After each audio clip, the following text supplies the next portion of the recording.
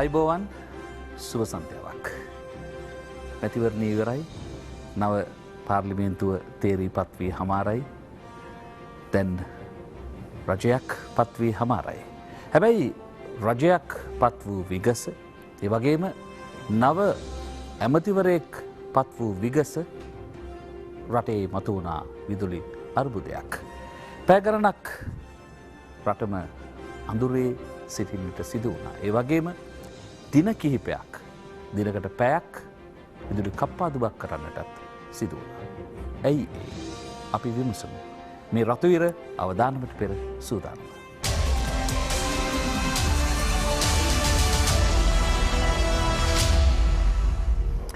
එසනම් අද රතුවිර විශේෂයි විදුලි අර්බුදය ගැන විමසන්නටයි සූදානම් වන්නේ. ආරාධනා කළා ඒ වෙනුවෙන් පාරිභෝගික අයිතිවාසිකම් සුරැකීමේ ජාතික ව්‍යාපාරයේ සභාපති රංජිත් විතානගේ මහතාට අයිබෝවන් සුබ සන්ධ්‍යාවක්. ඒ වගේම ලංකා විදුලිවල මණ්ඩලයේ අතිරේක සාමාන්‍යාධිකාරී සම්ප්‍රේෂණ ආචාර්ය සුසන්ත පෙරේරා මහතාටත් අප ආරාධනා කළා. අයිබෝවන්. අයිබෝවන්. ඒ වගේම බලශක්ති විශ්ලේෂක ඉංජිනේරු ආචාර්ය විදුර රැළපනාව මහතාටත් අප ආරාධනා කළා. අයිබෝවන්. අයිබෝවන්. අවසාන වශයෙන් අපේ ආරාධනයෙන් අප හඳුනාගන්නේ ලංකා විදුලිවල මණ්ඩලයේ සභාපති ඉංජිනේරු විජිත හේරත් මහතා. අයිබෝවන්. සුබසන්ධ්‍යාවක්. විදුලිය අප කාටත් නැති වුණොත් පැය කිහිපයක්වත් දරා ගන්නට බැරි තත්වයට මේ වන විට පත්ව තිබෙනවා. රටේ 90%කට වඩා මේ වන විට සභාපතිතුමා බැරිද නම් නිවැරදි කරන්න විදුලිය තිබෙනවා. 99. ඉතින් ඒ නිසා සැබවින්ම මොහොතක් හෝ විදුලිය කප්පාදු වෙනවා කියන්නේ අප සැමටම ඒ අර්බුදයක් බවට පත් වෙනවා. ඒ නිසායි අප මේ පිළිබඳව අද මෙලෙස සාකච්ඡා කරන්නට බලාපොරොත්තු වුණේ. පසුගිය දිනවල සිදු වූ සිද්ධීන් එක්ක මතුවුණු කතාබහ අපි මේ ආකාරයෙන් දකිමු.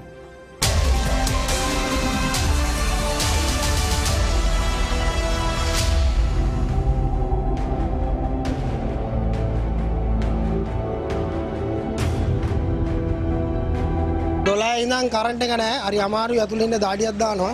කරන්නේ මේ දාඩි දානවා. ඉන්න බෑ. මේ පැය එකමාරක් විතර එනවා. ඒක කියන්නේ කැල්ල පිච්චලා කියන්නේ. අපිත් බලා ඉන්නේ කරන්ට් එක එනකොට මේ එඩිට් වෙලා ඉන්නේ ඒකයි. මේ විදුලිය බිඳවැටීමේ හේතු කාරණා ගැන දැන් තියෙන තොරතුරු ඉදිරිපත් වුණා. ඒ තොරතුරු අනුව පුද්ගලයෙකුගේ අත්වැරදීමක් මූලික වුණා කියන එක තමයි සාමාන්‍ය මතය ඇති වී තිබෙන්නේ උන් අතර. කොහොමාරි මේවා ගැන වගකිව යුතු නිලධාරීන්ම තොරතුරු මහ ජනතාවට කිව යුතුයි කියන එක තමයි අවධාරණය වුණේ ජනාධිපතිතුමා. සඳ වෙනකට ඒ පිළිබඳව සියලු තොරතුරු අය කමිටු වාර්තාව ලබා දෙයි. මේ වෙලාවෙත් ඒ කමිටු නියෝජිතයන් ඉන්නේ නොරොච්චෝලේ බලාගාරය තුලේ. අපි සඳත් අඟහරුවා 18ක බලමු මොකක්ද වෙන්නේ කියලා. කොච්චර කාලෙක ඇයිද මේ නැවත මේ කප්පාදු කරන එක නම් 21 වෙනිදා වෙනකොට නොරොච්චෝල බලාගාරයේ එක ප්ලාන්ට් එකක් ක්‍රියාත්මක වෙනවා. මෙකොට 300ක් 280ක් පමණ හෙට හවස වෙනකොට ලැබෙනවා. ඒ කියන්නේ අනිද්ද වෙනකොට මෙගාවොට්ස් 500කට ප්‍රමාණයක් එකතු වෙනවා. අනිද්ද රාත්‍රී පොයින්ගන්ද වෙනකොට නිවැරදි කරන්න පුළුවන් කියලා කියන එකයි විදුලි බල මණ්ඩලයේ නිලධාරීන්ගේ මතය. ඒක මගේ මතය විදිහට ගන්න එපා. අර පෑ ගන්නවා වගේ නිලධාරීන් කියපු දේ.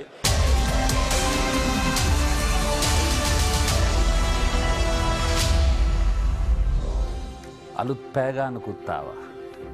නමුත් තුමාගේ නමත් එක්ක පෑගාන අමුණලා සමාජ මාධ්‍යයේ බොහෝ කතා බහක් සිදු වුණා. නමුත් තුමා කියන්නේ නිලධාරීන්ගෙන් අහන්නේ. ඒ නිසාමයි නිලධාරීන් පැමිණ සිටින්නේ. ඒ නිසාමයි මේ පිළිබඳව කතා බහ කළ යුතු මෙතුමන්ලා වැනි පාර්ශවයත් පැමිණ සිටින්නේ. අපි සාකච්ඡාව මේ ආකාරයෙන් ක්‍රියාත්මක කරමු. ප්‍රථමයෙන්ම මම ආරාධනා කරන්නේ රංජිත් විතානගේ මහතාට පාරිභෝගික අයිතිවාසිකම් සුරැකීමේ ජාතික ව්‍යාපාරයේ සභාපතිතුමාට. පාරිභෝගිකයන් හැටියට විදුලි පාරිභෝගිකයන් වෙනුවෙන් මෙවැනි තත්ත්වයක් තුළ අපිට මොනවද කියන්නේ? අපි ස්තුතිවන්ත වෙනවා අප සංවිධානයට මේ අවස්ථාව ලබා දීම සම්බන්ධව විශේෂයෙන්ම ස්වර්ණවාහිනී ආයතනයට. මොකද විදුලි පාරිභෝගිකයෝ වෙනුවෙන් අපි කතා කරන්නේ. සුදේව අපි ඉස්සර පාරිභෝගිකයෝ විදිහට හිතුවේ ලයිට් එකක් කියන්නේ ස්විච් එක දැම්මහම ලයිට් එක පත්තු වෙනවා නම් අයන් එක ගැහුවම අයන් එක රත් වෙනවා නම් අපිට ඒක ප්‍රමාණවත් වුණා. අපි හොයලා බැලුවේ නැහැ මේක කොහෙන්ද එන්නේ, මේක කෙරවල පිටියෙන් එනවද, මේක අභිමල සුරින්ද එනවද, ලක්ෂපාන එනවද කියලා අපි බැලුවේ නැහැ. අපිට ඒක ප්‍රමාණවත්. ඊට පස්සේ අපිට බිලක් කියවනවා, අපි බිල ගෙවනවා. හැබැයි කාලයක් යද්දකොට අපිට තේරුණා මොකද සමහර අවස්ථාවල අපි විශාල කැපකිරීම කරන විදුලි පාරිභෝගිකයෝ හැටියට. දැන් අද වෙනකොටත් අපිට පැමිණිලි එනවා සමහර අවස්ථාවල ගෙදර වල මළගයක් තියෙනකොටත් ලයිට් බිල ගෙවලා නැහැ කියලා ලයිට් බිල කපලා යනවා. නමුත් අපි කැපවීම කරන්නේ මේ රටේ ජාතික විදුලි අවශ්‍යතාවය පිරිමහ ගන්න අපි යුතුයකම් ඉටු කරනවා. අපි පාරිභෝගික විදියට මේ පසුගිය කාලේ විශාල වශයෙන් වැඩි සහගත දේවල් බිල් ආවා අපි. නමුත් අපි කලබල වුණේ නැහැ. පාරිභෝගික විදියෙන් අපිට අවශ්‍යතාවයක් තියෙනවා මේ ආයතනය පවත්වාගෙන යන්න. මේක රජයේ ආයතනයක්. මේක ජනතාවගේ ආයතනයක්. ඉතින් ඒ නිසා අපි කලබල නොවි අපි යුතුයකම් ඉටු කරා. ඉතින් අපි මෙහෙම ඉන්නකොට අපිට නිකන් ඊගාව තේරෙන්න ගත්තා අපි යම්කිසි දෙයක් සමාජයෙන් ඇහෙන ගත්ත විදුලි බල මණ්ඩලය කියන්නේ ජනතාවගේ සල්ලි කාබාසිනිය කරන තැන. ඒ වගේ විශාල අපිට අපේ ඒකක ගාන මිලවල ප්‍රශ්න එන්න පුළුවන්. අපි අන්න ඒ නිසා මේ පිළිබඳව හොයන්න පෙළඹුණා පාරිභෝගික විදුලිය. ඒක අපිට තියෙන අයිතියක්. අපි විදුලි ඉංජිනේරු නොවුනට පාරිභෝගික හැටියට මේ සිදුවීම් වල මොකක්ද වෙන්නේ කියලා අපි හිතුවා. ඉතින් එහෙම හිතනකොට අපි හැමදාම දැක්ක දෙයක් තමයි අපේ දරුවට විභාගයක් ලඟ වෙනකොට ඉතින් ඒ වගේ අපිට අත්‍යවශ්‍යම වෙනකොට මේ සේවාව දැන් බලන්න ඔක්තෝබර් මාසේ උසස් පෙළ විභාගේ පටන් ගන්නවා. ඉතින් අපේ ළමයි අවුරුදු 13ක් ඉස්කෝලේ ගිහිල්ලා තමන්ගේ ජීවිතය ඊගාව කඩීම පටන් ගන්න ඒ අවස්ථාවට මුහුණ දෙනකොට අපිට විදුලි බලය නැති වෙනවා. අද අපේ ළමයි මානසිකව සැහැණ වැටලා ඉන්නවා. ඉතින් ඒ නිසා අපේ පාරිභෝගිකයට අපිට විශාල කලබලයක් ඇතිකරමක් ඇති වෙලා තියෙනවා. ඉතින් ඒ තත්ත්වයත් එක්ක අපි දැන් මේ පිළිබඳව අපි හොයලා බලද්දී ඉතිහාසයේ දරුණුතම විදුලි බිඳ වැටීම මේ අවුරුද්දේ 2020 අගෝස්තු 17 වෙනිදා 12:35ට සිදු වුණා. ඒ සිදුවීම ඉතාමත්ම ඛේදනීය විදියට පැය ගාණක් අපිට විදුලිය ඇන හිටියා. අපේ දෛනික ක්‍රියාකාරකම් ඇන හිටියා. කර්මාන්ත ශාලා බිඳ වැටුණා. සැලොන් එක, කමියුනිකේෂන් එක. එතකොට ඔය කියන සෑම තැනකම ආර්ථිකයට විශාල පහරක් වුණා. අපි ඍණ ආර්ථිකයක් කියන්නේ මේ කාර්දුව තුළ 1.06ක ඍණ ආර්ථිකයක් යන රටක මෙසේ සිදුවීම අපිට විශාල ලෙස බලපෑවා. අපේ දෛනික කටයුතු වලට. ඉතින් ඒ නිසා අපිට මේ අවස්ථාවේදී අපි මේක ගෙනල්ලා බලද්දී අපිට යම්කිසි සැකයක් ඇති වෙනවා මේ සිදුවීම් දෙකක් වුණා. එකක් කෙරවලපිටියේ ඒ කියන පද්ධතියේ බිඳ වැටීම සිදු වුණා. ඊට පසුව මොනොරොච්චෝලේ ගල්ලංගුරු බලාගාර එකක ක්‍රියාවිහිදීමක් වුණා. මේක සිද්ධීන් දෙකක්. හැබැයි දැන් කතා කරන විදියට දැන් ඊයේ දිනේදී සභාපතිවරයා ප්‍රකාශ කර හැටියට මේක අත්‍යවශ්‍යදීමක්. එතකොට අත්‍යවශ්‍යදීමකින් මේ රටේ ජනතාව කරවලේ ඉන්නවා නම් කාගේ හරි අත්‍යවශ්‍යදීමකින් මම අහන්නේ මේ විදිහට පාරිභෝගිකයට වග කියන්න ඕනද? කවුද මේකට වන්දි ගෙවන්නේ? අවසාන විනාඩිය. මේකට කවුද වන්දි ගෙවන්නේ? දැන් මෙන්න මේ ප්‍රශ්නේ තමයි අපි ඉදිරියේ තියෙන්නේ. අපිට ඒවට තමයි විසඳුම් සොයාගත යුත්තේ. තව විනාඩියක් තිබෙනවා. ඔව්. එහෙමනම් අපි ඇත්තටම මේක කවුරු හරි දාලා මේක පිළි අරගෙන මේක මෙහෙමයි උනේ කියන එක අපිට පිළිගන්න බෑ. මොකද කමිටුවක් පත් කරලා තියෙද්දී ඒ කමිටුවෙන් තමයි මේක සොයා ගන්න ඕන. කමිටුව සොයා ගන්න කලින් කියනවා මේකත් වැරදිමක් කියලා. ඒක මම හිතන හොඳ තත්ත්වයක් නෙවෙයි. මොකද විද්වත් කමිටුවක් පත් කරලා තියෙනවා. ඒ කමිටුවට අවශ්‍ය සහයෝගය තමයි ලබා දීම කළ යුතු වන්නේ. ඉතින් එහාට කියලා ප්‍රකාශ කිරීම නෙවෙයි කරන්න ඕනේ. ඉතින් ඒ නිසා යම්කිසි අඩුපාඩුවක් අපි හිතේ දැක්කා. ඉතින් එතකොට අපි කියන්නේ මේක පළවෙනි සිදුවීම නෙවෙයි. 2020 පෙබරවාරි 3 වෙනිදා මේ වගේම බිඳ වැටීමක් සිදු වුණා. ඒකටත් කමිටුවක් පත් කළා. අද මේ හැම දෙයක්ම කමිටුව වලට මුවා වෙලා කමිටුවෙන් වහන පිළිවෙලක් තියෙන්නේ. ඒ කමිටු වාර්තාව කො 2020 පෙබරවාරි 3 වෙනිදා කමිටුවක් පත් කරා. ආචාර්යවරුන්ගෙන් සමන්විත මහාචාර්යවරුන්ගෙන් සමන්විත කමිටුවක් පත් කළා. ඒ කමිටුවේදී මොකද්ද හෙළිදරව් වුණේ? එහෙදි කිව්වේ මෙගාවොට් 400ක් අතිරික්තයක් තීදී තමයි මේ බිඳ වැටීම සිදු වෙන්නේ කියලා. ඉතින් එතකොට ඒ කමිටු වාර්තාව නැහැ. ඒ හින්දා අපි අමාත්‍යවරයාට කියනවා මේ 2020 අගෝස්තු 17 වෙනිදා කමිටු වාර්තාව එළි දක්වන්න කලින් ඉතාමත් මෙක්කන දැන් එතුමා කිව්වා ඊගව සඳහරේකට කමිටු වාර්තාව එළි දක්වනවා කියලා. අවසන් කරමු. ඊට කලින් අපි කියන්නේ 2020 පෙබරවාරි 3 වෙනිදා සිදුවීමට සිදුණු කමිටු වාර්තාව එළි දක්වන්න. හොඳයි බොහොම ස්තුතියි ලංකා විදුලි මණ්ඩලයේ 4ක සාමාන්‍යාධිකාරී සම්ප්‍රේෂණ ආචාර්ය සුසන්ත පෙරේරා මහතා ඉන්නවා. මෙතුමන්ගේ චෝදනාවලට තාක්ෂණිකව එතුමන්ලට පිළිතුරු දෙන්නට හැකි වේවි. මෙතුමන්ලා කියන ආකාරයට විදුලි බල මණ්ඩලය කියන ජනතාවගේ මුදල් කාබාසිනිය කරන තැනක්ද? එහෙම නැත්නම් අත්වැරදීමකට මෙතරම් දුර යන්නට පුළුවන්ද? ප්‍රශ්න ගණනාවක් ඔබතුමාට අවස්ථාව. දැන් සුදේව මට ප්‍රශ්නයක් තියෙනවා. මෙතුමා කතාව ඇහුවට පස්සේ මෙතුමා ප්‍රකාශයක් කරලා පටන් ගත්තා මේ කමිටුවක් පත් කරලා තියෙද්දි කිසිම ප්‍රකාශයක් නිකුත් කරන එක වැරදි කියලා. ඉතින් සමහර විට මම මෙතනින් නැගිටලා යන එක තමයි මම හිතන්නේ හොඳම දේ. මොකද ප්‍රකාශ කිරීමේ මෙතුමා කියන හැටියට මේ වැරදීනේ සම්පූර්ණයෙන්ම. මොකද සමහරට එතුමා අදහස් කරන්න ඇත්ත අපි මේ කමිටුවට මේ පරිබාහිරව වෙන වැඩක් කරනවා කියලා. අනිවාර්යයෙන්ම කමිටුව පත් කරලා තියෙන්නේ අමාත්‍යාංශයෙන් ඒ සම්බන්ධ හොයලා බලන්න. අපි හිතනවා ඒක ස්වාධීන කමිටුවක් කියලා. අපේ සහයෝගයකට ලබා දෙනවා. අපිට අවශ්‍ය තොරතුරු ඔක්කොම ලබා දෙනවා. ඒක අපි කවදත් කළා දැනුත් කරනවා. හැබැයි ඒකෙන් කියවෙන්නේ නැහැ විදුලි බල මණ්ඩලයේ හැටියට මේ මොකක්ද උනේ කියලා හොයලා බලලා අපිට මේ කරන්න බෑ හෝ අපිට යුතුයකමක් නැහැ කියලා. අනිවාර්යයෙන්ම අපිට යුතුයකමක් තියෙනවා. මොකද්ද මේ උනේ කියලා අපිට දැනගන්න සහ ඔය කියන පාරිභෝගික ජනතාවට සහ රටේ පොදු සෙසු ජනතාවට දැනුම් දෙන්න. විදුලි මණ්ඩලයට වගකීමකුත් තියෙනවා. වගකීමක් තියෙනවා. ඒ වගකීම අනිවාර්යයෙන්ම අපි දැනටත් කරගෙන යනවා. හරිද? දැන් මම දන්නේ නැහැ මම මේ ඒ කියපු දේ අනුව දැන් ප්‍රශ්නේ තියෙන්නේ මේ එක පුද්ගලයෙක්ගේ ක්‍රියාවක් නිසා මේ සිද්ධිය සුදාන කියලා. ඇත්තෙන්ම එහෙම ලඝු කරන එක හරියද නැද්ද මම නැහැ. නමුත් ඇත්ත සිද්ධිය උනේ නඩත්තු කටයුත්තක් කරමින් සිටිනකොට අපේ තිබිච්ච කෙරවල පිටියේ මේ ග්‍රිඩ් උපපොලේ අත්වැරදීමකින් ඒ කරන්න තිබිච්ච දෙයට වැරදිලා මේ ඇති වුණා යම්කිසි දෝෂයක්. ඒ දෝෂය අතන විශාල දෝෂයක්. අනිවාර්යයෙන්ම එවැනි අත්වැරද්දක් සිද්ධ නොවිය යුතු දෙයක්. මොකද ඒ වැරද්ද සිදු වුණේ විදුලි අධිකාරී මහත්මයෙක්, විදුලි අධිකාරී කෙනෙක් විදුලි මණ්ඩලයේ ඒ සම්බන්ධ පුහුණුව ලැබපු තාක්ෂණික දැනුමක් තියෙන වගකීම් යුතු පුද්ගලෙක්. එයාට අවශ්‍ය සම්පූර්ණ තියෙන ක්‍රියාවලියම කරලා තමයි මේ නඩත්තු කටයුතු වලට මේ පටන් ගන්න අරගෙන තිබුණේ. ඉතින් එහෙම තත්වයක් උඩ එවැනි වැරද්දක් එහෙම පුද්ගලයෙක්ගෙන් වෙයි කියලා කිසිම අවස්ථාවක බලාපොරොත්තු වෙන්නේ නැහැ. නමුත් අපි කැමති වුණත් අකමැති වුණත් අපිට පිළිගන්න වෙනවා එහෙම වැරද්දක් වුණා කියලා. හරිද? ඒ වැරද්ද දැන් අපේ පද්ධතිය ගත්තොත් අපේ නෙමෙයි ලෝකේ ඕනම තැනක සම්ප්‍රේෂණ පද්ධතිය ගත්තොත් ඒ සම්ප්‍රේෂණයේ පද්ධතියක ඔය වගේ අත්වැරද්දක් නොවෙනවා කියලා උපකල්පනය කරලා මේ සැලසුම් කරන්නේ නැහැ. ඒ වගේ අත්වැරද්දක් වීමට අවස්ථාව තියෙනවා කියලා අනිවාර්යයෙන්ම මේ ඒ සම්ප්‍රේෂණ පද්ධතියක් නිර්මාණය කරද්දී ඒක සැලකිල්ලට ගන්නවා. ඒ වගේම සම්ප්‍රේෂණ පද්ධතියේ නොයෙකුත් දෝෂ ඇති වෙන්න පුළුවන් ස්වභාවික හේතු නිසා. දැන් අකුණු ගහනවා, ගස් කඩා වැටිලා සම්ප්‍රේෂණ මාර්ග කඩා වැටෙනවා. ඒ වගේ දේවල්. හැබැයි ඒ වගේ දේවල් වලදී වෙන හානිය, ඒ කියන්නේ විනාඩිය තවත් විනාඩිය. ඒ හානිය කියන්නේ හානිය වෙන්න පුළුවන් විශේෂයෙන්ම මේ සම්ප්‍රේෂණ පද්ධතිය සම්බන්ධ උපකරණ වලට ට්‍රාන්ස්ෆෝමර්ස්, ජෙනරේටර්ස් කියන හැම එකටම වෙන්න පුළුවන්. ඒවා වළක්වන්න ආරක්ෂණ පද්ධතියක් සමාන්තරව ක්‍රියාත්මක වෙනවා. දැන් මේ අවස්ථාවේදීත් ඒ ආරක්ෂණ පද්ධතිය හරියට ක්‍රියාත්මක වුණා. අපේ තියෙන ඒවා ඔක්කොම ක්‍රියාත්මක වෙන වාර්තා වෙනවා. ඒ වාර්තාව අනුව මිලිසෙකන්ඩ් 160ක්, ඒ මිලිසෙකන්ඩයක් කියන්නේ තප්පරයකින් 1000න් එකක්. ඒ 160ක් කාලයකදී මේ දෝෂය සම්පූර්ණයෙන්ම පද්ධතියෙන් විසන්ධි වෙලා තියෙනවා. ඒ කෙසේ වෙතත් මේ පද්ධතියේ සිදු වුණු යම්කිසි කලවීමක් හේතුවෙන් නොරොච්චෝලේ බලාගාරයේ ඒ තිබිච්ච මේ ජෙනරේෂන් ප්ලාන්ට්ස් 3ක් තියෙනවා. 300 ප්ලාන්ට් මෙගාවට් 300. ඒ තුනම පද්ධතියෙන් විසන්ධි වෙලා තියෙනවා. ඒකටත් හේතුව ඒ බලාගාරයේ තියෙන මේ ප්ලාන්ට්ස් වල ආරක්ෂාවට තියෙන ආරක්ෂණ පද්ධතිය ක්‍රියාත්මක කරලා තියෙනවා. ඒ කියන්නේ ප්ලාන්ට්ස් ආරක්ෂා කර ගැනීම තමයි ඒකේ ප්‍රධාන අරමුණ. ඒක වෙලා හැබැයි ඒක හරියටම උනේ කොහොමද කියන එක අපි ඇත්තටම මේ තාමත් හරියටම 100%ක් අපි මේ නිගමනයකට ඇවිල්ලා නැහැ.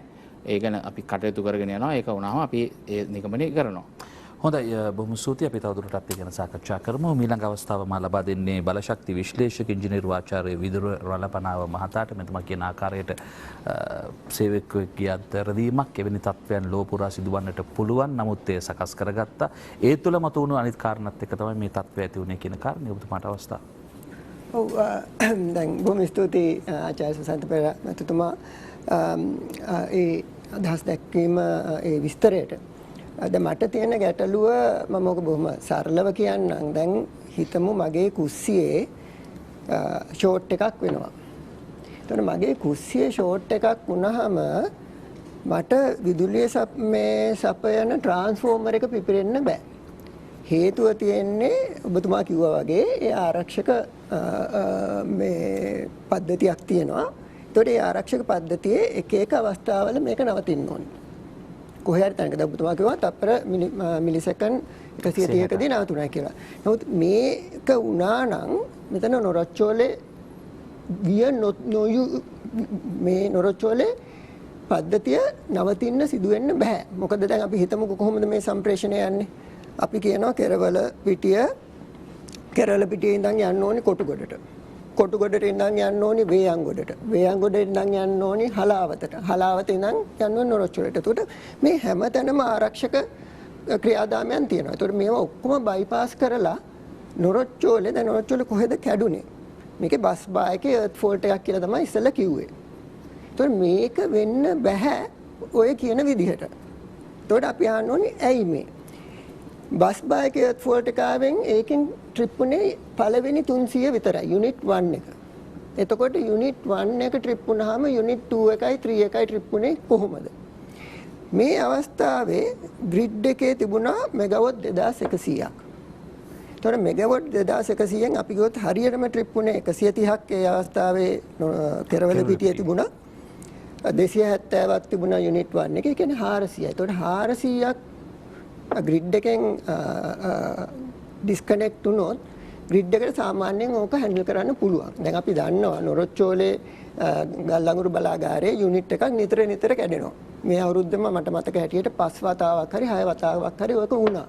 නමුත් ඒ කිසිම අවස්ථාවක මේ මුළු රටම අන්ධකාරයේ ගියේ නැහැ. එතකොට අපි අහන්නේ ඔන්න මොකද්ද මේ ප්‍රශ්නේ? මේක මීට වඩා අපිට මේකට ගැඹුරින් හිතන්න වෙනවා.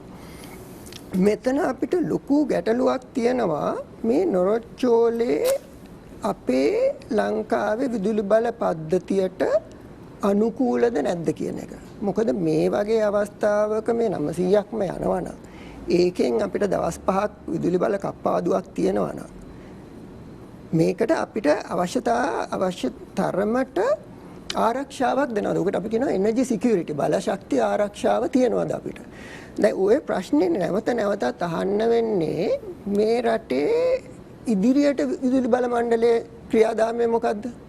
තව මෙගාවොට් 300ක ගල් අඟුරු බලාගාරයක් අරගෙන ඔතනම ගහනවා ඔය විදිහටම ඔය જાතියෙම එකක්. ඕක ගැන මම පස්සේ තව ටිකක් කතා කරන්නම් මේකේ තියෙන ප්‍රශ්න ගැන. නමුත් එතකොට අපිට වෙන්නේ එතකොට මේ යුනිට් 4 කියන එක මේ අවස්ථාවේ තිබුණොත් 900ක් නෙමෙයි අපිට 1200කුත් නැහැ. එතකොට මේ පැයක් නෙමෙයි පැය 3ක් හරි 4ක් හරි බලශක්ති කප්පාදුවකට යන්න ඕනි. රෑ විතරක් නෙමෙයි දවලුත් යන්න ඕනි. හරි. එතකොට මේ ප්‍රශ්නය දිහා බලනකොට මේ ප්‍රශ්නයට ඔබට අපිට බලන්න හැකියාවක් තියෙන්න ඕනි අපේ අනාගතය ගැන මොකද්ද මේ කරන්න යන්නේ කියලා. එතකොට ඒක එක කොටසක්. දැන් ඊළඟ ප්‍රශ්නේ අපිට තියෙන්නේ හරි මේක මොන හරි වෙලා වුණා. පැය 9ක් මම දන්න තරමට මුළු ලංකාවෙම විදුලි බලය ආපහු දෙන්න පැය 9ක් ගියා. ඇයි මොකටද මේ පැය 9ක් ගියේ? මීට වඩා සාමාන්‍යයෙන් මේ වගේ එකක් වුණාම පැය එකක් දෙකක් ඇතුළත ඕක ගොඩ දාන්න පුළුවන් වෙනවා. හොඳයි ඔතුමාගේ කාලය අවසන් වෙනවා. ඇයි ඒ කියන ප්‍රශ්නයට උත්තර දෙන්න සභාපතිතුමා ඉන්නවා. සභාපතිතුමනි මේ තාක්ෂණික කාරණා මම හිතන්නේ ඔතුමන්ලාම පැහැදිලි කළ යුතුයි මේ ඇත්ත තත්ත්වය දැන ඔබතුමන්ලා. ඔව්. අපි බොහොම ස්තුතිවන්ත වෙනවා විදුර මහත්මයාටත් ඒ වගේම අජිත් මහත්මයාටත්.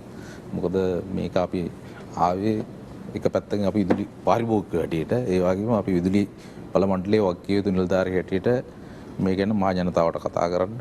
ඒ වගේම මේකේ ඇත්ත තත්ත්වය රට දැනගන්න ඕනේ. ඔබලට තියෙන ප්‍රශ්න වගේම අපිටත් තියෙන ප්‍රශ්න සාකච්ඡා මාර්ගයෙන් විසඳන්න ඕනේ. මොකද මේ අපි දෙපැත්තක තුන් පැත්තක ඉඳන් මේ වචන වලින් හරම කරලා විතරක් වැඩක් නෑ. සාධනීය ඇත්ත කතාව සත්‍ය තත්ත්වය දැනගන්න ඕනේ. එතකොට අපි මම කියන්නේ මේ විදුලි බලය යන හිටීම ලොකු ප්‍රශ්නයක මේකත් ලොකු ප්‍රශ්නයක් තමයි. හැබැයි ලොකු පින්තූරේ මේකට වඩා විශාල ප්‍රශ්නයක් තියෙනවා රටේ විදුලිය සම්බන්ධව. ඒක අපි කියන්න ඕනේ. එතකොට මේ සඳ සිද්ධිය ගැන මම කියවනේ අපි කිව්වේ මේ සිද්ධිය වුණාට පස්සේ අපිට තියෙන තොරතුරු මත ඒ වෙනකොට අපි දැනගත්තා ES මහත්තයෙක් කොක්කින් බාරන තිබ්බ තමුන්ගේ අතින් එර්ත් ෆෝල්ට් එකක් වුණා කියලා. ඊට පස්සේ බැලුවා ඒත් එක්කම වචවල ට්‍රිප් වෙලා තිබ්බා. මේක අර ඡන්දේ දිනුවට පස්සේ විදුලි කප්පාදුව ආවා වගේ සම්බන්ධයක් නැති සිද්ධියක් වෙන්නත් පුළුවන්, තියෙන සිද්ධියක් වෙන්නත් පුළුවන්. ඉතින් ඔබතුමා වැඩ බාරගත්ත ගමන් ලයිට් කැපුවා, ලයිට් මේ පීත්ත පටි වෙනකොට වයර් එක කැපුවද කියලා ඒ වගේ දෙයක් වෙන්න පුළුවන්. හැබැයි මේකට යම් හේතුවක් තියෙන්න ඕනේ. ඒක තමයි අපි කිව්වේ අනිවාර්යෙන් අපි ඇමතුමාගේ මාර්ගයෙන් ස්වාධීන පරීක්ෂණයක් යනවා වගේම අපේ පැත්තෙනුත් පරීක්ෂණයක් කරනවා. මේ පරීක්ෂණය කරලා ඉවරලා අපි පිළිතුරු දෙන්නම් මොකද්ද හරිම කාරණේ. හැබැයි අපි කියන්න ඕනේ මෙතනදී ලංකාවේ විදුලි බල අර්බුදය කියන්නේ මේක නෙමෙයි. ලංකාවේ බල දන්නවා ඇති 2014 නොරොච්චෝලේ බලාගාරයට බයිනෝනේ කට්ටිය. 2014 නොරොච්චෝලේ බලාගාරය දෙවනි තුන්වෙනි බලාගාර හදලා 125ක් විදුලි බල මිල අඩු කරලා 2015 දී බිලියන 20ක් කෝටි 2000ක් ලාභ ලබපු ආයතනයක් හැටියට තමයි 2015 මේක තිබ්බේ. හැබැයි පහුගිය අවුරුදු 4 ඇතුළතම කිසිම විදුලි බලාගාරයක් හදාගන්න බැරුණා. මේකත් එක්ක 2019 අලාභය ඔබතුමා පාරිභෝගික හැටියට අපි පාරිභෝගික හැටියට මහ ජනතාව හැටියට මේව දැනගන්න ඕනේ. අලාභය කීයද කියලා දන්නවද? අලාභය බිලියන 85යි කෝටි 8500යි. අපි නිදහස් අධ්‍යාපනයට වියදම් කරන්නේ කෝටි 30000යි බිලියන 300යි. ඉතින් මේ නිදහස් අධ්‍යාපනයට වියදම් කරන මුදලෙන් 3/1කට ආසන්න ප්‍රමාණයක් විනාශ වෙන තත්ත්වයට විදුලි බල මණ්ඩලය පත් කරේ කවුද කියන එකයි මේවට වක් කියන්න ඕන. ඇත්තටම එක කාරණයක් තමයි සාම්පූර් අපි රොච්චෝලේ බලාගාරයට කොච්චර බැන්නත් පැහැදිලි රොච්චෝලේ බලාගාර නැතුනොත් මොකද වෙන්නේ කියලා. ඊට පස්සේ ඒ වෙනුවට යෝජනා කරා. ඒ වෙනුවට සාකච්ඡා කළා අපේ විදුලි බල මණ්ඩලයේ ඔබේ අවසාන විනාඩිය දීර්ඝකාලීන ජනන සැලැස්ම හැටියට මෙගාවට් 500ක සාම්පූර් වල ගල්ලාංග බලාගාරයක් තිබ්බා. කවුද විරුද්ධ වුනේ? කවුද විරුද්ධ වුනේ? ඉතින් අපේ මහ ජනතාව විරුද්ධ වුණා. හැබැයි එක්කෙනෙක් දෙන්නෙක් විරුද්ධ වුණා කියලා වැරදි තීරණයක් ගත්තා ඒ වෙලාව හිටපු ජනාධිපතිතුමා. සාම්පූර් බලාගාරේ කිසිම හේතුවක් නැතුව නැවතුවා. සාම්පූර් බලාගාර තිබ්බනම් මේ වෙලාවේ විදුලි කප්පාදු කරන්න වෙන්නේ නැහැ. ඒක එකක්. ඊට පස්සේ ඒක ඒ වෙනුවට ආව LNG බලාගාරය. මේකට 300. ඒක මොකද උනේ? ඒකත් මේ ලෝස් බිඩ. ඔය පාරිභෝගික හැටියට ඔබලාතුමාලා මේ විදුලි කප්පාදු වලට වඩා ලොකු ප්‍රශ්න මේ රට මේක ඇතුලේ තියෙනවා. මම කියන්නේ ඒකත් අපි කතා කළ යුතුමයි. එතකොට ඒක නැවැත්වීම මොකද ලෝස් බිඩ හිටිය LTL කම්පැනි ලංකාවේ විදුලි බල මණ්ඩලයේ සබ්සිඩරි එක. ඒකට දෙන්න නැතුව රුපියලක් වැඩි චීන සහ ලංකාවේ කම්පැනියකට දෙන්න තීරණය කරා. ඊට පස්සේ LNG කම්පැනි LTL කම්පැනි නඩු ගියා කරගන්න බැරි වුණා. ඉතින් මේ පහුගිය අවුරුදු 5ටම විදුලි බලාගාර නොගැහිීමේ පාඩුව මේ සිස්ටම් එක දිනු නොකිරීමේ පාඩුව පහුගිය රජය වාර ගන්න ඕනේ. අපි ඒ කටයුත්ත වෙනුවෙන් අනිවාර්යෙන් අපි කැප වෙලා අපි කරනවා කියන කාරණේ තමයි කියන්නේ. මම කියන්නම් අපි ඉස්සරහට මේ වැඩේ කොහොමද කරන්නේ කියලා. කොහොමද විසඳ ගන්න ඕන කාරණා තියෙනවා. මෙතුමා කිව්වා කෙරවල පිටිය නැවතුනාට පස්සේ දැන් කීපයකින් ගිහිල්ලා ඉවරලා කොහොමද නොරෙච්චෝලට එන්නේ. එතකොට නොරෙච්චෝලේ ආරක්ෂිතද නැද්ද? මේ ආදී වශයෙන් ඕ කාරණා කරනාවක් තියෙනවා. අපි ඉදිරි වටවලදී සාකච්ඡා කරමු. මේ සියලු කාරණා හිතවතුනේ රඳින්න රතුවීර සමගින් අපි ඔබට මට අපි හැමෝටම බලපාන මේ දිනවල සිදුව තිබෙන මේ අර්බුදය පිළිබඳවත් අනාගතයේදී විය හැකි තත්ත්වයන් පිළිබඳවත් සාකච්ඡා කරමු විරාමයෙන් පසු.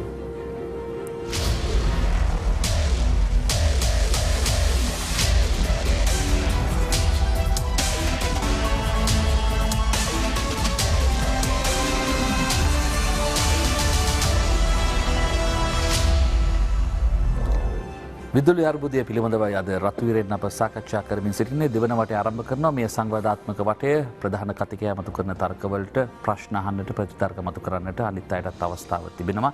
එයත් මතක් කරගෙන අප දෙවන වටයත් පාරිභෝගික අයිතිවාසිකම් සුරැකීමේ ජාතික ව්‍යාපාරී සභාපති රංජිත් විතානගේ මහතාගෙන් ආරම්භ කරනවා. මම හිතන්නේ ප්‍රථම වටේ මතුවුණු කාරණාත් එක්ක ඔබතුමාට ප්‍රවිෂ්ටයක් ලබා ගන්නට පුළුවන්. ඇත්තටම මෙහිදී අපේ සභාපතිතුමා විදුලි බල මණ්ඩලයේ සභාපතිතුමා කිව්වේ මේකේ පාඩුවක් තියෙනවා කියලා. එතකොට අපි අහන්නේ මේක කළමනාකරණය කරන පාරිභෝගිකයද? ඒ කියන්නේ මෙතුමා කියනවා මේ එක ගැන හිතන්න කියලා. එතකොට එතුමා නොදන්න කාරණේ තමයි අපි මේ පාඩුව පිළිබඳව දන්නවා. අපි මේ පාඩුව පිළිබඳව දන්නේ අවුරුදු ගාණක් ඉඳලා. එතුමා දන්නේ මෙතුමා දන්නවද කියලා මෙතුමාට කලින් තමයි අපි දෙක දන්නේ. අපි මේ සම්බන්ධව පාඩු වුණ ආකාර පිළිබඳව අපි මාධ්‍යමකින් හෙළිදරව් කරලා තියෙනවා. එතකොට අපි ඒවට අපි සතු සාක්ෂි තියෙනවා මේ අවම මිල ගණන් යටතේ තියෙන බලාගාර මිලදී නොගැනීම පිළිබඳව අපි ජනාධිපති කොමිසමට කරලාද පැමිණිල්ල. අපි මෙහි වගඋත්තරකරුවෝ විශාල පිරිසක් දාලා අපි මේක කරලා තියෙනවා. මොකද ලාභ ලබන පුළුවන් ඒ 10 50ට තියෙන බලාගාර මහින්ද රාජපක්ෂ මහත්තයාගේ ආණ්ඩුව කාලේ 2015ට කලින් කැබිනට් අනුමැතිය හම්බුනේ ඒවා ක්‍රියාත්මක කරන්න විදුලි බල මණ්ඩලය කවදාවත් අවසර දීලා නැහැ. ඒවා පිළිබඳව අපි ළඟ සාක්ෂි තියෙනවා. ඒ වගේම තමයි මෙතුමා ඒ කියන්නේ දැන් නොරොච්චෝලේ දැන් කෙරවල නොරොච්චෝලේ ඊගාව බලාගාරයක් ගැන මතන දැන් මෙතුමා දැන් ඒ ගැන පිළිබඳව කතා කරා. ඒ සඳහා මෙතුමා මිලදී ගන්නවා නීතිඥ සහාය. එතකොට කෝටි 2.5ක් එතෙන්ට ගෙවන්න තීරණය කරනවා. ඉතින් මේවා තමයි පාඩු වෙන්නේ. ඉතින් එතකොට ඒ පිළිබඳව අපි හඬක් නගලා සිවිල් සමාජය කතා කරගෙන හින්දා අමිතුවර ඒ පත්වීම නැවැත්තුවා. එතකොට විදුලි බල මණ්ඩලයේ ඉංජිනේරු ඉඳි තමයි ඒව කරන්නේ. ඉතින් එතකොට ඒව තමයි පාඩු. ඊට පස්සේ විදුලි ඉංජිනේරුවන් ඉතිහාසයේ ඉඳලම උපයන විට ගෙවන ඒ බද්ද ඔබතුමා පුදුම වෙනවා. ඒක ගෙවි පාරිභෝගිකයෝ. ඕනම ආයතනයක ඒක ගෙවන්න ඕන ඒ සේවකයා. හැබැයි අනීතිකල සේව ගෙව්වා. අපි ඒවට උසාවි ගියා. ඒව පිළිබඳව කතා කරා. ඒවා තවමත් ඒවා ක්‍රියාත්මක වෙමින් තිබෙනවා.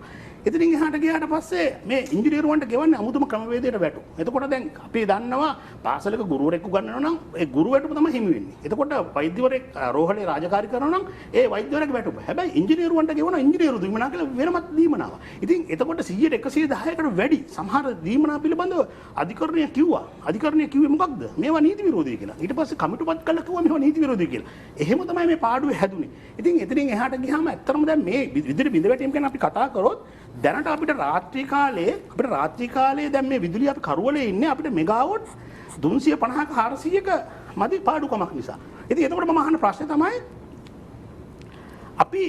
අපි මේ කරන ප්‍රකාශත් එක්ක බැලුවාම නොරොච්චෝලේ මෙගාවොට් 65ක සුළං බලාගාරයක් නැවතිලා තියෙනවා. ග්‍රිඩ් උපපොලක් නැවතිලා තියෙනවා. ඒකක තාම අත තියලත් නැහැ. ඒකත් අත්තරදීමක්ද. ඊට පස්සේ කොළඹ කැලණිතිස්ස ගෑස් ටර්බයින් එක මෙගාවොට් 150ක යුද්ධ කාලෙත් මේක ක්‍රියාත්මක වුණා. අද ඒක නැහිටලා තියෙනවා. ඒකත් අත්තරදීමක්ද. එතකොට රාජ්‍ය ආයතනවල තියෙන විදුලි ජනන යන්ත්‍ර මෙගාවොට් 500ක් භාවිතයට ගන්න පුළුවන් කියලා. වරාය කණිත සංස්ථාවේ මේ ආයතනවල තියෙන මේ මිලදී ගත්ත ඒවා ආයෝජනය කරලා ඉවරයි. ඒවා ජාතික විදුලි බල පද්ධතියට එකතු කරන්න කියලා තියෙන ඒ අමාත්‍ය මණ්ඩලයේ තීරණ අද ක්‍රියාත්මක කරලා නැහැ. මෙගාවොට් 500ක් එතනින් අපිට අහිමි වෙලා තියෙනවා. ඊට පස්සේ විදුලි ජනන යන්ත්‍ර 50ක් ආනයනය කරා. ඔබතුමාට මතක ඇති. ඉතින් එතකොට එහෙම අද භාගයක් අක්‍රිය වෙලා. අද ඒවා ක්‍රියාත්මක වෙන්නේ නැහැ. ඉතින් එතකොට ඒ තීරණ අපේ තීරණද? ඉතින් එතකොට ඒක පාරිභෝගිකයා වගේ තමයි මේ දෝෂ හදන්න තමයි මේ ඉංජිනේරු ඉන්නේ. ඒවට තමයි මේ දහස් ගණක් ඉංජිනේරු. හැබැයි අද ඉංජිනේරු මොකද්ද කරන්නේ? ඉංජිනේරු පරිපාලනයට දාලා තියෙනවා. ඔබතුමන්ලට අවශ්‍ය නම් මැදිහත් වන්නට පුළුවන්. ඔව්. එහෙනම් ප්‍රශ්න ටිකක් කීපයක් අහන්නද ඔබතුමා? ඇත්තටම පාරිභෝගිකයෙක් හැටියට අර ලොකු පිටුන්ගේ දකින්න නැති ප්‍රශ්නේ තමයි තියෙන්නේ. ඔබතුමා කියන්නේ අපේ ඔබතුමා දන්නවද අපේ පඩි බිල කීයද කියලා මාසෙකට? අපේ ආදායමේ? දන්නේ නැහැ. පඩි බිල ඇත්තටම අපේ 10%ක් විතර ඉන්නේ. අපේ ප්‍රධාන ප්‍රශ්නේ අපි ඕනම ප්‍රශ්නයක මේ අජිත් මහත්තයා ප්‍රධාන ප්‍රශ්නේ දිහා දකින්න නැතුව අර අන්දිය වාගේ අලියාගේ නැට්ටෙන් අල්ලලා අලියා මෙහෙමයි කකුලෙන් අල්ලලා මෙහෙමයි කියන එක නෙවෙයි අපි කරන්නේ. අපි ඒක මට අවස්ථාවක් දෙන්නකෝ. මම ඔබතුමාගෙන් අහන්නේ ඔබතුමා දන්නේ නැනේ අපේ පඩියට කොච්චරක්ද යන මිල අපි මොකක් හින්දාද පාඩු වෙන්නේ කියන එක ඔබතුමා දන්නේ නැහැ. ඒකයි වෙලා තියෙන්නේ. අපේ ප්‍රධාන ප්‍රශ්නේ තමයි මම කියන්න. අපේ ප්‍රධාන ප්‍රශ්නේ තමයි අපි ඩීසල් වලින් විදුලිය ජනනය කිරීම තමයි අපේ ප්‍රධාන ප්‍රශ්නය. අපේ ඉලක්කය තියෙන්නේ මේ ඩීසල් නැති කරන්නේ නැතුව මේ ඉංජිනේරු මහතුරුන්ගේ ඔක්කොම පඩු අයින් කරත් මේක ලාභ ලබන්න බෑ. හොඳයි. අපි එතන කාරණේ ඒක නෙවෙයි. ඔබතුමා මේ කියන්නේ එක කතාවක්. එතකොට මම නෙවෙයි මේ කියන්නේ. මේ නීති විරෝධී බව අධිකරණය තීන්දුව කරාද ඔබතුමා ඒක දන්නවද? මොකද්ද? මේ විදුලි ඉංජිනේරුවන්ගේ 2015 දී හඳුන්වා දුන්න විශේෂ වැටුප් ක්‍රමයේ නීති විරෝධී කියලා අධිකරණය කිව්වා නේද? ඊට පස්සේ තීරණයක් දීලා නෑ ඊට පස්සේ තීරණයක් දීලා තියෙනවා. මාර්සිං හිටපු විනිසුරුතුමියගේ කමිටුවෙන් මේක කරකෝ කමිටුව වාර්තාව දහංග වාර්තාව තියෙනවා. එහෙනම් ඔබට යන්න පුළුවන් අපි නීතිය කඩ කරා නම් ඔබට උසාවිය යන්න පුළුවන්. එහෙම ප්‍රශ්නයක් නෑ. රංජිත් විතානගේ මත මෙතුමා කියන කාරණේ මට ප්‍රශ්නයක් කියන්න දැන් මම හිතන්නේ අපිට මෙතන ආරාධනා කරලා තියෙන්නේ මේ අපි ඔදියාගෙන සීබීගේ තියෙන ඔක්කොම ප්‍රශ්න සාකච්ඡා කරලා මම හිතුවේ මෙතන ඔබතුමා අපිට ආරාධනා කළේ පහුගිය සමුදා ඇති වෙච්ච මේ විදුලිය කටා වැටීම සහ ඒ හා අනුබද්ධිත යම්කිසි ප්‍රශ්නයක් තියෙනවා නම් විස්තර කරන්න සහ අපේ පැත්තෙන් මොකද්ද අපිට කියන්න තියෙන්නේ කියලා ජනතාවට දැනුම් දෙන්න. අර්බුදය පිළිබඳව අර්බුදය පිළිබඳව. ඇයි මේ අර්බුදය? ඒකට ඒකට අර හරක ගහේ බැදලා මේ ලියනවා වගේ ඒවල් කියන්නේ ගොත් එහෙම අපිට ගොඩක් මෙතන මේ ප්‍රධාන මාතෘකාවෙන් ඉලට යනවා. ඒ සම්බන්ධව කතා කරන්න ඕන ඔබතුමා අපිට වෙනම කියන්න අපි වෙනම එන්න. නමුත් මෙතුමා මතු කරන කාරණේ තමයි මේ අර්බුදයත් මතුවෙන්න හේතු මෙන්න මේවා කියන කාරණේ. කියන්නේ 300 වැරදි අවබෝධයක්. ඒ කියන්නේ අවබෝධය සම්බන්ධව. හොඳයි. ඒ පැහැදිලි කරන්න තමයි ඔබතුමන්ලාටත් එහා සමානම අවස්ථාවක්. ඒ අර්බුදයට මේ කියන හේතු කිසිම එකක් සම්බන්ධයක් නැහැ. ඔබතුමා ඔබ කිව්වන අධිකරණේ නඩුව දැම්මේ මම. LNG සම්බන්ධ. ඔබතුමා ඒක දැනුවත් නැහැ. අපි මේ ප්‍රශ්නත් දන්නවා. අපි මේ ප්‍රශ්න දන්නේ නැහැ. නඩුව දාලා මොකද උනේ දැන්? මොකද්ද?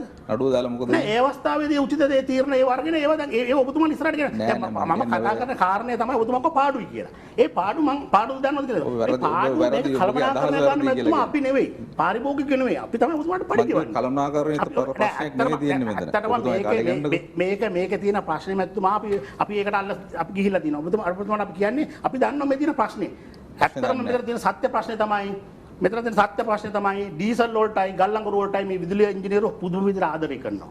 ඒ ආදරය කිරීම තුල අනිත් ඒවා ලබා ගැනීම සඳහා හැබැයි රංජිත් විතානගේ මහතා මෙතුමා පැහැදිලිව කිව්වනේ මේ ඩීසල් බලාගාර වලින් විදුලි මිලදී ගැනීම තමයි ප්‍රධාන අර්බුදය කියලා මෙතුමා පැහැදිලිව කිව්වා. ඊට පස්සේ සුදේව ඊට පස්සේ 2017 කැබිනට් එකට දානවා යෝජනාවක් පාරිභෝගිකයන්ට පහසු ඒ කියන්නේ ගෙවීමේ ක්‍රමයට බල්බ් මිලදී ගන්න. බල්බ් ලක්ෂ 100ක් ලංකාවට ගෙහලා ඒක දෙන්න කියලා ටෙන්ඩර් එකක් දානවා. ඒ ටෙන්ඩර් එකෙන් ලංකාවට 2018 බල්බ් ගහලා පාරිභෝගිකයන්ට බෙදනවා. එතකොට විදුලි බිල එකේ සඳහන් වෙනවා ඔබ මේකට ගන්න ඔබට පුළුවන් ගෙවීමේ ක්‍රමය. ඊටමත් මහාන මිලට ලක්ෂ 100ක් ගෙනාවේ නේ ලක්ෂ 10ක් ගෙනාවේ. 100ක් ඕඩර් කරා. ඒකද මම පොටින් ඔබට කියන්නේ. සමායන මට තාමත් ප්‍රශ්නයක් තියෙනවා. දැන් ওই කාරණේ කොහොමද අපි කතා කරන්නේ? මෙතුමා අර්බුදේ මම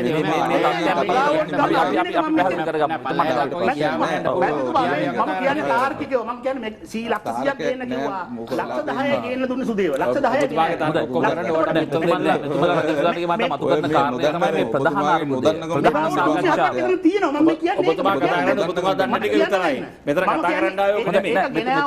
මෙතුමා කියන කාරණය තමයි දැන් මෙගාවොට් 340ක අඩුවක් තියෙනවා 304ක අඩුවක් තමයි මේ ප්‍රශ්නේ තියෙන්නේ. ඒකට ඒ අඩුව විසඳ ගන්න පුළුවන් ක්‍රමවේද ගැන මෙතුමා කතා කරනවා කියන එක. 304 ප්‍රශ්නයක් නෙවෙයි මෙතන තියෙන්නේ. 304 ප්‍රශ්නයක්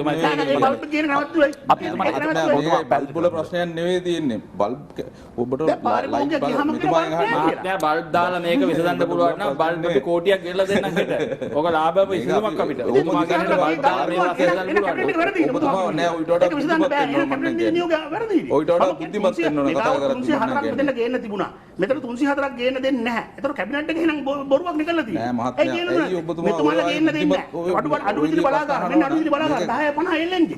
අද එල්ලෙන්ජි ගන්න දෙන්නේ. මෙතුමාලෝනේ වෙනස් සමාගම් එක්ක එකතු වෙලා මෙතුමාලේ වෙනස් සමාගම් එක්ක එකතු වෙලා මේ කරන මේ කොහොමද මේක විදිහට මාෆියාවක්. මේක පාරිභෝගික අපිට බලන්න ඉන්න බෑ. මේ අපි පැහැදිලි කරනවා.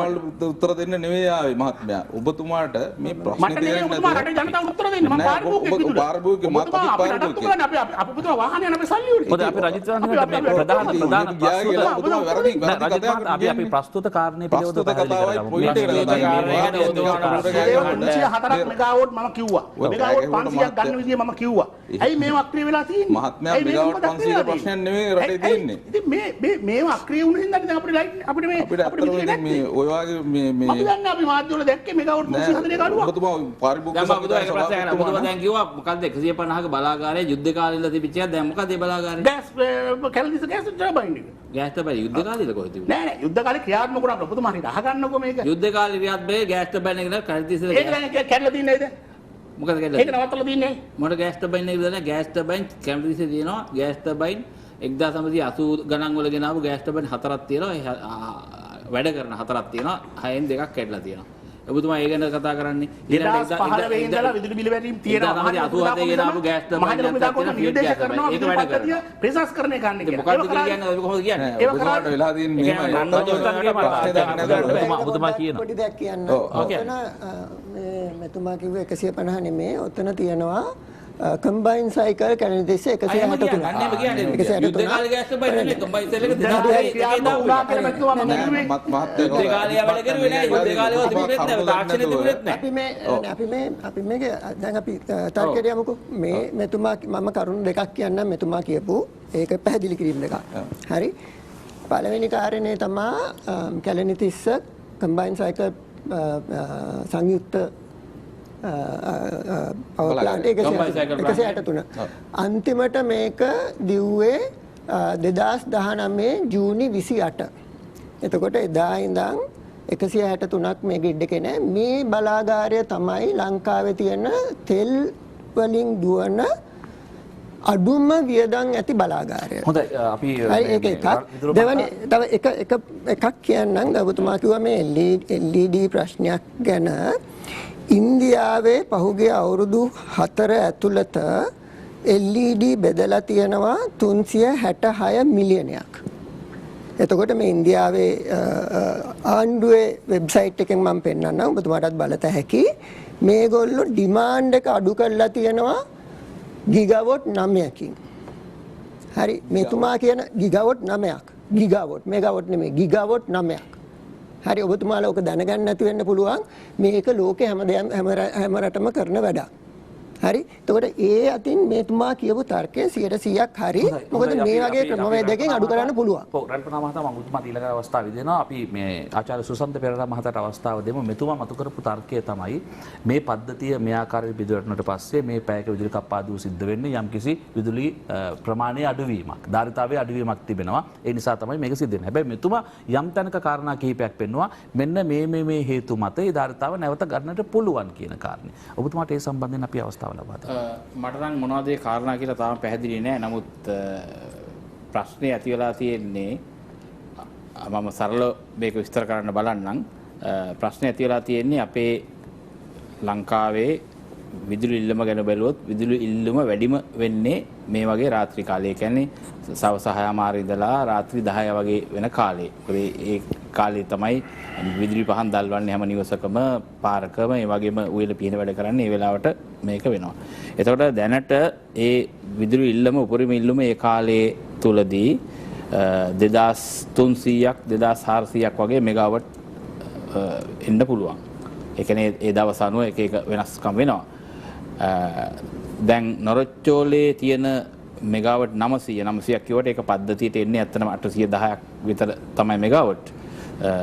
ඒ 810 පද්ධතියට නැති වුනහම අපිට ඉතුරු වෙලා තියෙන බලාගාර වලින් ඇත්තටම මේ ජල විදුලි බලාගාර වලින් මේ දවස්වල අපිට ජලය ගැන ලොකු ප්‍රශ්නයක් නැති නිසා මහවැලි ජලය ඇරෙන්න සමහරලාට එතන පොඩි මේ ප්‍රශ්න ඇති වෙන්න පුළුවන්. මොකද මේ වාරි මාර්ග සම්බන්ධයෙන් නිකුත් කරන්න නැත්නම් අපිට කරන්න බැරි වෙනවා. ඒ ඇරෙන්න ලොකු ප්‍රශ්නයක් නැහැ. ඒතර ජල විදුලි බලාගාර වලින් අපිට ගන්න පුළුවන් උපරිමය අපි ගන්නවා.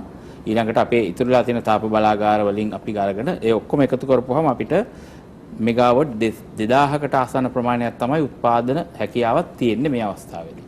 එතකොට ඔය කියන අඩුව පිරිමහන්න පුළුවන් ක්‍රමය තමයි මේ ක්ෂණිකව කරන්න පුළුවන් විසඳුම තමයි මේ පද්ධතියේ තියෙන ඉල්ලුම යම් දාක් දුරකට අඩු කිරීම. ඒක තමයි ඔය පැකින් අපි කරන්නේ. ඒක අපි හැමදාම කරන්න බලාපොරොත්තු වෙන්නේ නැහැ. මොකද ඒකට හේතු වෙලා තියෙන්නේ නොරොච්චෝලේ බලාගාරයේ අක්‍රිය වුණාම ඒක ඇවිල්ලා අර තාප විදුලි බලාගාරයක්. ඒක ඇත්තටම මේ අර බොයිලරයක් තියෙන මේ වාෂ්ප මගින් ක්‍රියා කරන මේ අපි ගල්ලංගුරු දහනය කළාට ගල්ලංගුරු වලින් කරන්නේ ගල්ලංගුරු දහනය කරලා වාෂ්ප නිෂ්පාදනය කරලා වාෂ්ප එන්ජිමක් තමයි ඒක දුවන්නේ. අතන මම සරලව කියන්නේ.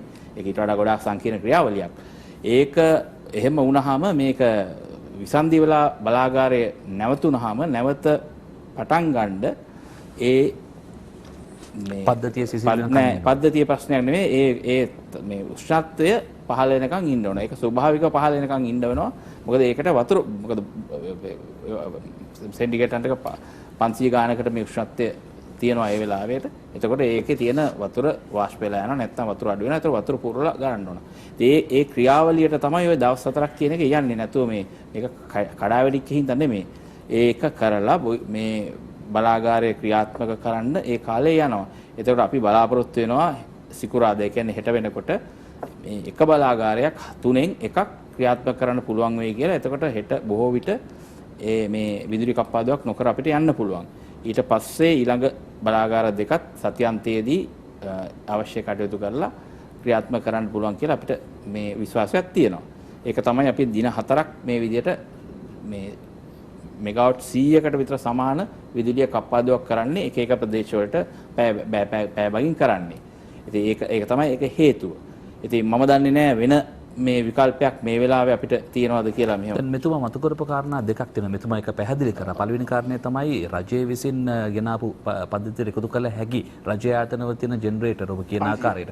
එතන මෙගාවොට් 500ක දායකාවක් ඒක හොඳයි. මම ඒ ප්‍රශ්නේ ඔබතුමා අහනින්න මම වාස්තු උත්තර දෙන්නම්. රජයේ ආයතනවල තියෙන ජෙනරේටර්ස් අද නෙමෙයි අපි ඔය දැන් විදුලි අර්බුදයක් කියන එකක් අපිට ඇති උනේ මේකින් ද නෙමෙයිනේ. ඔබතුමාට මතක ඇති 2019 වර්ෂයේ පුරාම අපිට ඔය ප්‍රශ්නේ ඇති වුණා. ඊට කලිනුත් ඇවිල්ලා තියෙනවා. ඔය රජයේ ආයතන වලින් නෙමෙයි පුද්ගලික ආයතන වලින් හිටන් තියෙන ජෙනරේටර්ස් වලින් විදුලිය මිලද ගැනීමට අපි තාම මේ කියන්නේ ක්‍රියාමාර්ග ගොඩක් කරන් තියෙනවා. ඒ කියන්නේ සමහර වෙලාවට අපේ මේ සේවකයෝ ඒ කියන්නේ අපේ මේ බෙදාහරින් මංශයේ සේවකයෝ ඒ ආයතන වලට ගිහිල්ලා පෞද්ගලිකව පාව කතා කරලා තියෙනවා. අන්තිමට මේ මම හිතන්නේ අපේ අධ්‍යක්ෂ මණ්ඩලය අන්තිමට මේ අනුමැතිය දීලා තිනවා ඒකකයකට රුපියල් 36ක් නැත්නම් 38ක් ගෙවන්න. ඒත් හුඟක් අයට එන්න අකමැත්තක් දක්වනවා. ඒකට හේතු තියෙනවා. මොකද ඔය කියන ජෙනරේටර්ස් අපි කියනවා ඉංග්‍රීසියෙන් ස්ටෑන්ඩ් බයි ජෙනරේටර්ස් කියලා. ඒ කියන්නේ මොකක් හරි හදිසි අවශ්‍යතාවයක් ඇති වුණාම පැය කිහිපයක් විතර දුවනවා. ඉතින් ඒකට ඒගොල්ලෝ හුඟක් ආයතනවල ඒ සඳහා වෙනම සේවක මණ්ඩලයක් තියාගෙන දීර්ඝකාලීනව මේ ජෙනරේටර් එක දුවන්න එහෙම ක්‍රමවේදයක් නැහැ. ඉතින් ඒගොල්ලන්ට රුපියල් 36ක් දුන්නත් එහෙම කට්ටියක් මිනිස්සු දාලා පඩි දීලා ඒක දුවන එක මම හිතන්නේ ඒක ලාභදායක නැහැ. ඉතින් ඒක නිසා ගොඩක් අය මැලිකමක් දක්වනවා. මෙතුමාට ඕන නම් මේ දත්ත ඔක්කොම අපි ගාව තියෙනවා. අපි කොච්චර මේ ජෙනරේටර් මෙතුමා කියන ගාන හරියද නැද්ද මම දන්නේ නැහැ. හැබැයි විදුලි බල මණ්ඩලයේ මොකද අපේ විදුලි බල මණ්ඩලයේ හැම පාරිභෝගිකයෙක්ම ගැන දත්ත අපි ගාව තියෙනවා. එතකොට අපි දන්නවා ඇත්තටම මොන පාරිභෝගිකයින්ද මේ වගේ ජෙනරේටර්ස් තියෙන්නේ කියලා.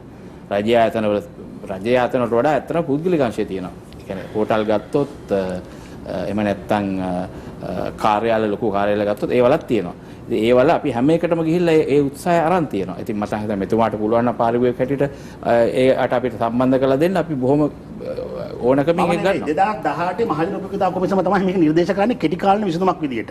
එතකොට ඒක කැබිනට් මණ්ඩලයට දානවා. මේ මම දාන එකක් නෙවෙයි. මේක කැබිනට් මණ්ඩලයට දානවා. දැන් අර 304 කියන්නේ සුජීව ඒ 304න් පාරිභෝගික සාක්කුවෙන් යන එක නවතිනවා. දැන් අර ඩීසල් වලින් මේ බලාගාර වලින් එනවනේ. ඒවා අපි පරිභෝජනය කරන ඒවා. දැන් අර වගේ ඒවා අර බල්බ් දුන්නාට පස්සේ ඒකෙන් වෙන්නේ අපේ බිල අඩු වෙන එකනේ. ඉතින් එතකොට අර අපේ ඒ නාස්ති වෙන්නේ නැහැ. ඉතින් ඒක තමයි මම මේ කියන්නේ 304ක් අපිට ඉතුරු වෙනවා. ඒ කියන්නේ ඔබතුමා කියන්නේ 2000 මෙතුමා කියන සාමාන්‍යයෙන් රාත්‍රී කාලේ 2400 කිල්ලුමක් තිබෙනවා. නමුත් මේ නෝට 2000ක් වගේ තියෙන කියන 400ක ગેප් එකක් තියෙනවා කියන. ඔබ කියන්නේ එවැනි තත්ත්වයක් තුළ ඔය ગેප් එක බල්බ් ටික අරගෙන බෙදුවා නම් ලක්ෂ 10 ගෙනාව ඊට පස්සේ ඒක නැවැත්තුවා. පාරිභෝගිකයන්ට බිලේ සඳහන් වෙනවා ඇවිල්ලා ගන්න කියලා. අපි ගිහිල්ලා අහනකොට මේ මධ්‍යස්ථාන සභාපතිතුමා අපිට කියනවා බල්බ් ඉවරයි කියලා. ලේකෝයෙකුනුත් ඕක කියනවා මේ විදුලි බල මණ්ඩලෙත් කියනවා. ඉතින් එතකොට පාරිභෝගික බිලේ සඳහන් වෙනවා මම බිල් පෙන්නන්නම්. බිලේ සඳහන් වෙනවා එන්න මේක ඇවිල්ලා ගන්න කියලා. ඉතින් එතකොට ඒ ක්‍රියාපදේ ක්‍රියාත්මක නැහැ. ඉතින් ඒ නිසා තමයි අපි චෝදනා කරන්නේ විදුලි ඉංජිනේරු දැන් මෙතුමාලත් මේ පරිපාලනීය අයනේ. ඉතින් එතකොට මෙතුමාලා අපේ උදව් ගන්න ඕන මේ වෙලාවේ. මොකද දැන් ඇත්තටම දැන් අපේ විමල සුරේන්ද්‍ර මහත්තයාට පස්සේ දේශීය කවදාවත් අපේ ඉංජිනේරුවෝ බලාගාර ගැහුවේ නැහනේ. ඉතින් එතකොට දැන් අවුරුදු ගානකින් බලාගාර නැහැ පුත් මේ වෙන පිටරටින්වත් ඇවිල්ලා අපිට ගහන්නේ නැහැ. මං කියන්නේ දැන් අනිත් වැරදි මතයක් ඔබතුමාට තියෙන ගහලා තියෙනවද? ඒ කවුද කරන්නේ අපේ ඉංජිනේරුවෝ නෙවෙයිද ඔය කරන්නේ? කොහොමද ගහලා තියෙන්නේ? ඇයි ඔබ හිතන්නේ මේ මේන් කොන්ට්‍රැක්ටර් වෙන කෙනෙක් ආවා කියලා කවුද හදන්නේ වගේ ඉන්න ඉංජිනේරුවෝ? දැන් ඊගාවේ කාටද දෙන්න හදන්නේ? කොහොමද? මේ නොරොච්චෝලි ඊගාව හතරවෙනි එක. හදන්නේ කවුද ඊට පස්සේ ඔක? දැන් ඔබතුමාලා මොකද ජොලි එකක් දාලා හදන්නේ CMEC එක තිබෙන කවුරුත් නෙමෙයි. කලින් එකත් හැදුවේ CMEC එක මේකට. හරි LTL බලාගාරේ කවුද හැදුවේ? LTL එක නේ හැදුවේ ඔබතුමාලා නෙමෙයි හැදුවේ ඒකයි කියන්නේ. ඉංජිනේරුවෝ අපි කියන්නේ අපි හදනවා නේ. විදුලි බල මණ්ඩලය හදන්නේ නැත්නම් අපි කියන්නේ. කියන දේ ප්‍රශ්න අහගන්න. අපේ ඉංජිනේරු 1000ක් ඉන්නවා. මේ දක්ෂ මහත්මයා ඔබතුමා හොඳ ප්‍රශ්නයක් ඇහුවේ මම කැමතියි ඔබතුමා එතෙන්ට ආවේ ගැන. ඔබතුමා කියවලා තියෙනවද ලංකා විදුලි බල පනත කියන එක? විදුලි බල පන දෙන්න තමයි නැත්නම් හරියට නෑ පොඩ්ඩක් මම අහන්නේ සාධාරණ ප්‍රශ්නයක්. ඔබතුමා කියවලා තියෙනවද? ඒකේ 43 වෙනි වගන්තියට අනුව ඔය කියන PUCSL කියන ආයතනයෙන් අපිට එවපු මම ලියුම් පෙන්නන්න ඔබතුමාට. ඔබතුමා ඔය සම්බන්ධ කතා කරනවා කියලා දන්නවා අපි මම ලියුම් අරන් එනවා. විදුලි බල මණ්ඩලයට විදුලි බලස්ථාන හදන්න අයිතියක් නැහැ. විදුලි බල මණ්ඩලයට අයිතිය තියෙන්නේ පනත අනුව සැලැස්ම හදන්න. සැලැස්ම හදලා පනත අනුව ඒ සැලැස්මේ තියෙන බලාගාර ගන්නකොට විදුලිය ඒ මිලදී ගන්න මේ තරඟකාරී පදනමක් මත. ආචාර්ය සද්දපෙර මම පොඩි ප්‍රශ්නයක් අහන්න ඔබතුමා දැන් මේ බනත ගැන කතා කරපු හින්දා මම දැන් අහන්නම්. දැන් මේ නොරොච්චෝල යුනිට් 4 එක පනතේ මොන වගන්තිය යටතේද ගන්න හදන්නේ? දැන් ඔබතුමා දන්නවා පනතේ වගන්ති 3ක් තියෙනවා අපිට ගන්න පුළුවන්. එකක් තමයි ගන්න පුළුවන් ටෙන්ඩර් පටිපාටියක් මත. හරිනේ.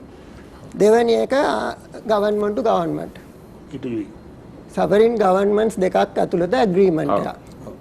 තුන්වෙනි එක එමර්ජන්සි. හරි? ඉමර්ජන්සි තියෙන්නේ හදිසි අවස්ථාවක්. හදිසි තවත් පොඩ හදිසි තත්වය කියන එක හරියට පැහැදිලි කරලා තියෙනවා. ඒ කියන්නේ මොකක් හරි බලාගාරයක් කැඩුනහම එහෙම නැතුව අවුරුදු ගාණක් බලාගාර ගැහුවයි කියලා හදිසි තත්ත්වයක් එන්නේ පොඩ්ඩක් ඉන්න ඔබතුමා හදිසි වෙන්න එපා. කොයි වෙලාවද ඕක කිව්වේ? ඇටර්නි ජෙනරල් ඕක කියලා තියෙනවා කොයි වෙලාවද ගෙනාවේ? මොකද්ද? නීතිපතිතුමාගෙන් නීති නිර්දේශයක් ගත්ත කවුද? අපේ රවි කරුණානායක ඇමතිතුමා. ඇයි? ඇමතිතුමාට ගේන්න ඕන වුණා නැවක් ඔබතුමාට මතක ඇති. එතකොට ගත්තා නීතිපතිතුමාගේ උපදේශය. එතකොට නීතිපතිතුමා කිව්වා එක්ක ටෙන්ඩර් ගන්න ඕනේ. එහෙම නැත්නම් බලාගාරයක් කැඩුනොත් හදිසි කැඩිලා හදිසි අවස්ථාවක් ආවොත් ගන්න පුළුවන්. එහෙම නැතුව බලාගාර ගැහුවේ නැහැ කියලා හදිසි අවස්ථාවක් කියලා ගන්න බෑ. දැන් මේ ගල් අඟුරු බලාගාරයේ යුනිට් 4 එක කැබිනට් පේපර් එකට දාපු හැටියට ඔය කන්ඩිෂන් තුනෙන් කොයි එකෙන්ද ගන්න හදන්නේ? මම ඔබතුමාගේ ප්‍රශ්නෙට උත්තර දෙන්නම්. මෙතුමා මගේ ප්‍රශ්නෙට ඉස්සෙල්ලා උත්තර දෙන්න කියන්නේ.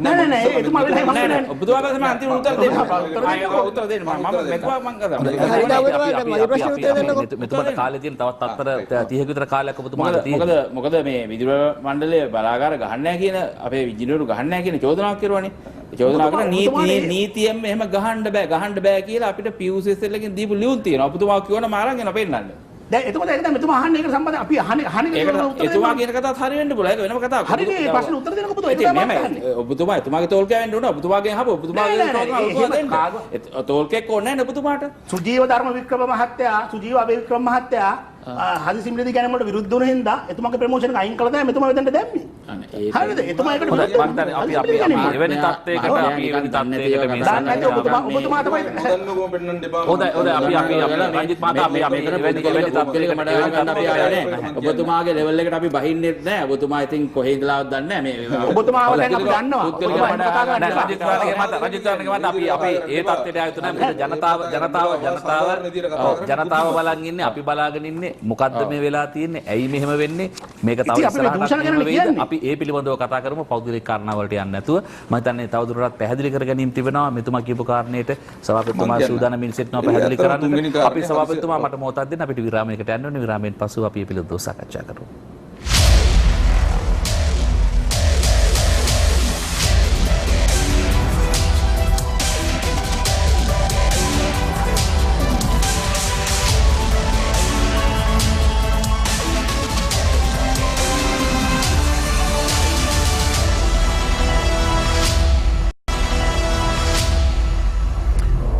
අප යළිත් රතිවර සමගින් සාකච්ඡා කරමින් සිටින්නේ විදුලි අර්බුදය පිළිබඳව මෙහි තත්ත්වයන් ඇයි මෙහෙම තත්ත්වයන් වෙන්නේ කියන කාරණා සාකච්ඡා කරමින් ඉන්නේ අපි විශේෂයෙන්ම අප සිදුවනට ආරාධනා කරනවා අපි පෞද්ගලික කාරණා වලට යන්නේ නැතුව මේ අර්බුදය පිළිබඳව ජනතාවට දැනෙන කාරණා පිළිබඳව සාකච්ඡා කරමු ඊළඟ අවස්ථාව බලශක්ති විශ්ලේෂක ඉංජිනේරු ආචාර්ය විදුර රලපනාව මහතාට ඔබතුමාට අවස්ථාව තිබෙනවා පැහැදිලි කරන්නට මෙතුමන්ලත් සමග සාකච්ඡා කරමින් අපි මුලින්ම පටන් ගමු මේ අපි කතා කරගෙන ආව මේ 17 වෙනිදා ප්‍රශ්නය ගැන.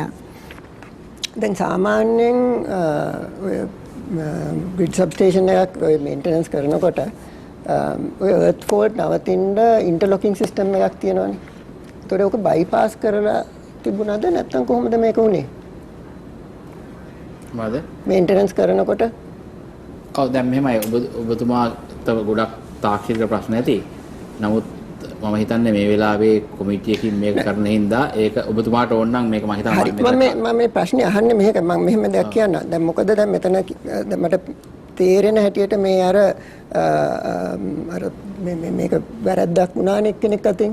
එයාගේ අතින් වැරද්ද වුණ බව අනිවාර්යයෙන්ම කිව්වනේ. ඔව් ඒ නමුත් ප්‍රශ්නේ තියෙන්නේ දැන් මේ මගේ ගෙදර ෂෝට් එකෙන් ට්‍රාන්ස්ෆෝමර් එක ගියොත් එහෙම ඒ ගෙදර ළමෙක් නම් ඔය අතේ නම් ෂෝට් එක උනේ වරද්ද තියෙන ළමයාගේ අතේ නෙමෙයි. මොකද ඒකේ ෆියුස් එක හදපු මිනිහා මේක සිකියුරිටි සිස්ටම් එක හදපු තැන එතන තමයි මේ වැරද්ද තියෙන්නේ. ඒක ඔබතුමා උදාහරණය ටිකක් ගැලපෙන්නේ නැහැ. මොකද ගෙදර ෂෝට් එකකින් ට්‍රාන්ස්ෆර් යනවා කියන එකයි ග්‍රිඩ් සබ්ස්ටේෂන් එකක 3 phase to earth fault එකක් වෙලා මේ කොහරි ජෙනරේටර් එක ට්‍රිප් වෙනවා කියන එකයි ට්‍රාන්ස්මිෂන් සිස්ටම් එකේ ගොඩක් වෙනස්. ඔබතුමා එක සමානූප කරනවට කියලා මෙහෙමයි. සමහර දේවල් ඇත්තටම මේ විදුලි ඉංජිනේරු කියන අපිටත් සමහර ඒවා තේරුම් ගන්න ගොඩක් වෙලා යනවා මේ වගේ සිද්ධියක් වුණාම. ඉතින් මං හිතන්නේ මේ මෙතන ඇවිල්ලා තියෙන්නේ මං හිතන්නේ මේ තාක්ෂණික ගැටලුව මොකක්ද කියලා මෙතන මේ හොඳයි එහෙනම් මම මේක ඔබතුමාට අපි වෙනම ඩිස්කස් කරමු. මේ කාලය අපි නැවනාස්ති කරන්නේ නැතුව ඊළඟ තැනට යන්න. හරි ඔබතුමා කියන හරි ඊළඟ තැනට අපි යන්න. දැන් 2015 මේ වගේ සම්පූර්ණ බ්ලැක් අවුට් මම හිතන්නේ දෙපාරක් වුණා 16ත් එක පාරක් වුණා 16 වුණා. ඔව්. එතකොට 2015 එකකදී අපි ගෙනාවා මේ මහජන උපයෝගිතා කමිසම කැනඩාවෙන් විශේෂඥ කට්ටියක්. ඔව්. මනිටෝබා HVDC සෙන්ටර් එකෙන්. හරි. එතකොට ඒකේ රිපෝට් එකක් දුන්නා. ඒකේ රෙකමෙන්ඩේෂන්ස් 8ක් තිබුණා. ඔව්. ඒ අටම කරලා තිබෙනවද කියලා ඔබතුමාට කියන්න පුළුවන්ද කරලා නැති රෙකමෙන්ඩේෂන් ඔක තියෙන මොනවද? ඔව් මම අහන්නේ මේ අර ඩයිනමික් මොඩල් එක දැන් අප්ඩේට් කරලා තියනවද ඔබතුමාලා ගාව? මම දැනුවත් එක්ක කරලා තියෙනවා. දැනට හරියටම තියෙනවා. හරි. එතකොට ඒකේ ස්ටඩි එකක් කරලාද මේකේ මේ ෆෝල්ට් එක පිළිබඳව? ඒ සම්බන්ධව ඒ අවශ්‍ය ස්ටඩිස් කරගෙන යනවා කියලා මම හිතනවා. හරි. ඔබතුමා කරි. එතකොට ඊට අමතරව ඔතන මෙතුමා කිව්වා පෙබරවාරි 3 වෙනිදා එතකොට ඒ රිපෝට් එකත් මං ගාව තියෙනවා. එතකොට ඒ රිපෝට් එකේ රෙකමෙන්ඩේෂන්ස් උත් ඔක්කොම කරාද? මම ඔකට අහන හේතු කාරණේත් කියන්නම් ඔබතුමාට.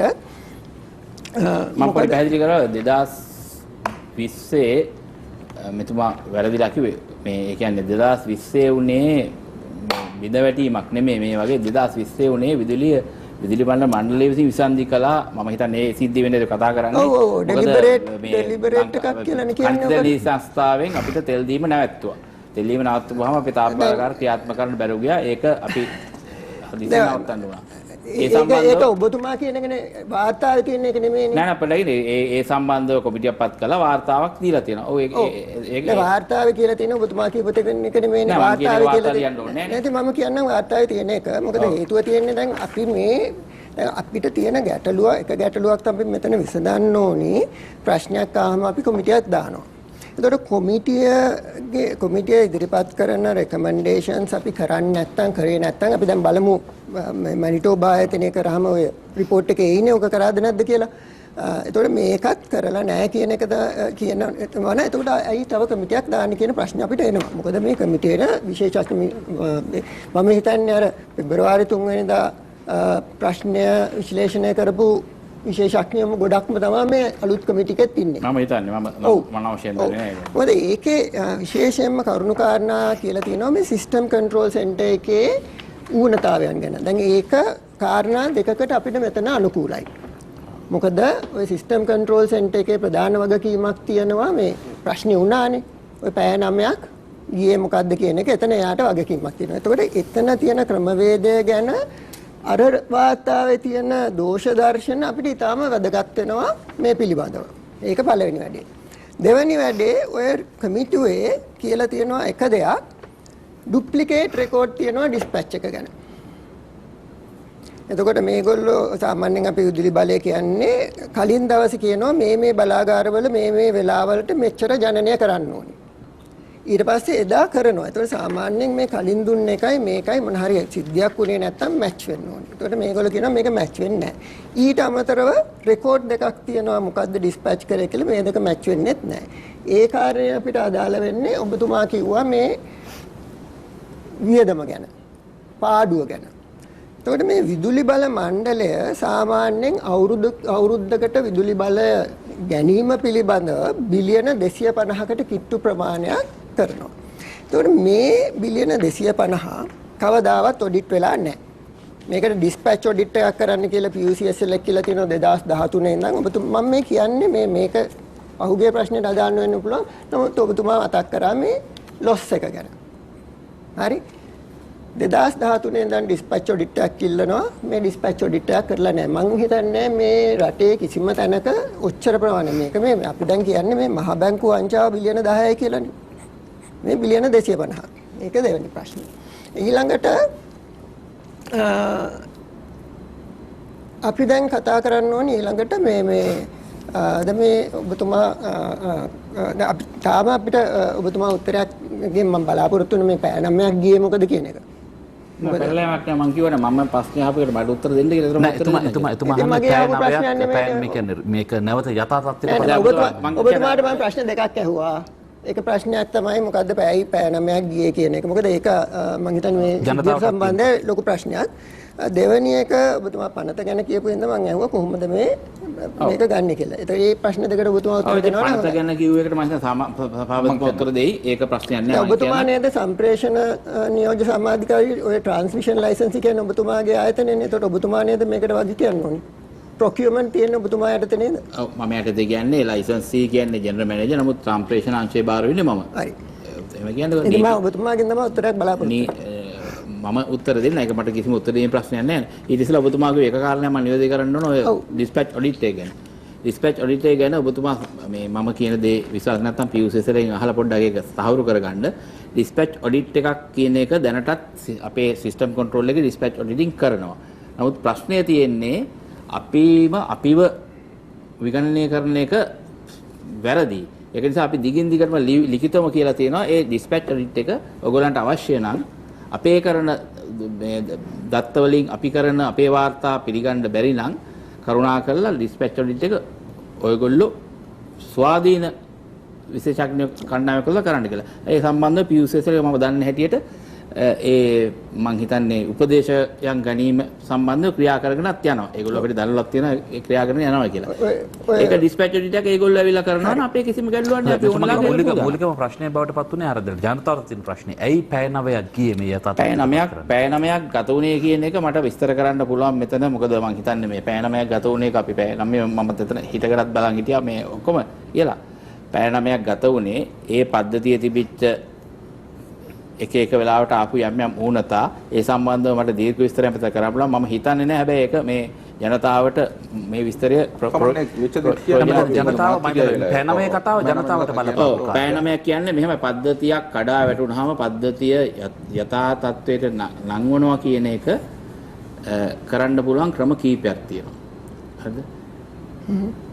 ප්‍රධාන වශයෙන්ම පද්ධතියේ ඒ වෙලාවට තියෙන උත්පාදන යන්ත්‍ර මොකක් කළාට එකෙන් එක මේ පටන් අරගෙන ඊට පස්සේ ඒවට අදාළ වෙන මේ ලෝඩ්ස් කනෙක්ට් කරගෙන පිළිවෙලට තනින් තැනට යන්න ඕන.